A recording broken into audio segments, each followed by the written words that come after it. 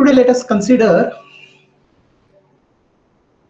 the state of unconsciousness and Brahmanubhuti. Somebody has become unconscious or gone into coma, either because of a health reason or because possibly he met with an accident, there is injury to the head, or there was a fits, a nervous system disorder. Somebody goes into unconscious. In unconsciousness, there is no awareness of the other or awareness of the self. There's no inside or outside. Is it not a non-dual state? Is it not similar to Brahmanubhava? It is. It has some resemblance to Brahmanubhava, but it's not same as Brahmanubhava, Brahmanubhuti, or realization. It is non-dual, but there's no awareness. Also, there's no ignorance. Ignorance has not gone.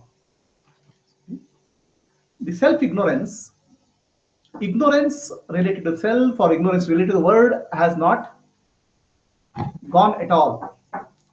So it's a state of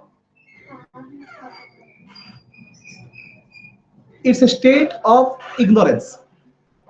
So coming out of coma, still he'll be ignorant.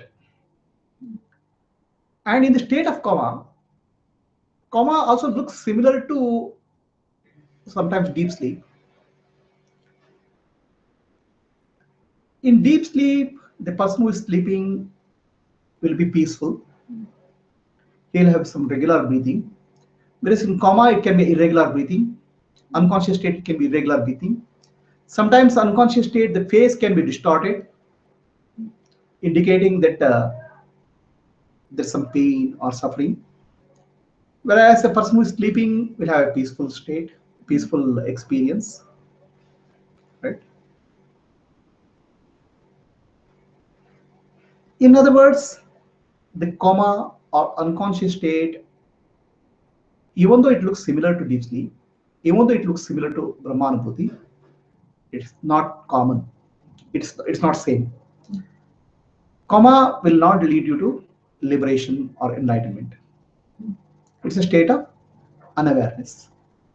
Coma also may look like death, almost like death. Sometimes breathing may stop, breathing may become weak.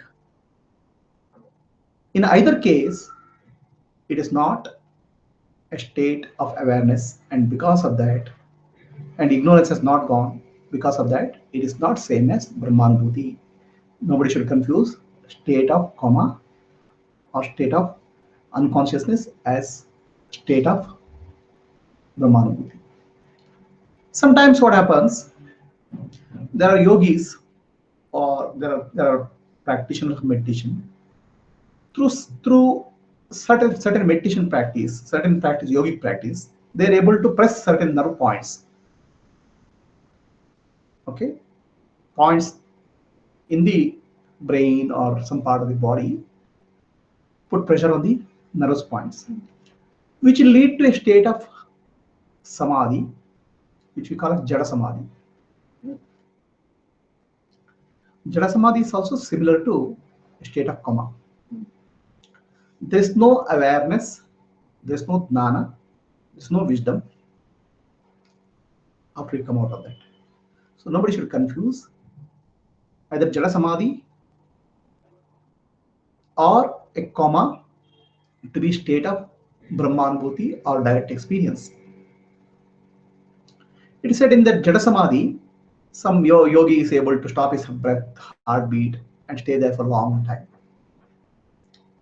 There's one example. There was a monk who was meditating, and he asks his disciple to get one glass of water. The disciple runs to get one glass of water. By the time this monk enters into samadhi, and there's a flood in the river, so the monk is buried in the sand. After a couple of days, people are trying to dig this, and somebody is trying to dig dig there, and he finds that monk who is in a state of samadhi.